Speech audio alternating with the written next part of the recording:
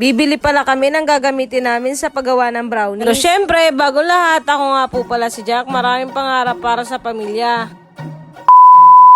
Jeez! Bago nga pala kami umalis, may inaayos nga pala muna si nanay. Kaya sabi ko, ako muna magbabantay kay baby. Pinapagalitan ko nga pala siya dyan, mga par. Kung nakikita nyo, nakamangot na nga din pala siya. Kaso parang hindi na obra yung galit-galitan ko. Para siya pa yung mas galit sa akin, mga par. At ayun na nga mga par, pagkalabas nga pala namin, sabi ko alis na din kami. Akala ko kaming apat lang magkakasama mga par. Kaso bigla na naman tong humabol na dalawa. Ay kaya naman ka, alam ko ng mga plano nito. Habang nasa biyahe nga pala kami, kinausap na namin yung dalawa. Yung bibilhin lang namin yung gagamitin sa paggawa ng brownies. Siyempre, pande-oo na naman yung dalawa. Pagkarating nga pala namin dito, nag-ikot-ikot na kami para hanapin yun. Pero nga sa unang pasok pa lang namin, tinapay na agad nakita nila mga par. Kaya sabi ko ako na lang maghahanap. At nang makakita ako, bigla ko naman itong nakitang dalawa talaga naman. Kumuha pa talaga ng card. Talagang may laman na rin mga pa. Ayos talaga tong kasamang dalawang to, nakakabutas ng bulsa.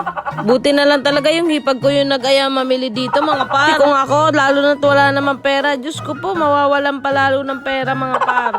Habang naglalakad nga pala kami ni Aba, sabi ko nga pala sa kanya, tama na yung pamimili niya. Medyo pricey nga din pala dito sa binilhan namin. Ang hirap pala talaga kapag marami kayong namimili mga par. At kung ano-ano pang madadampot ng mga kasama mo, ay talaga namang mapapangiwi na lang ang uso mo.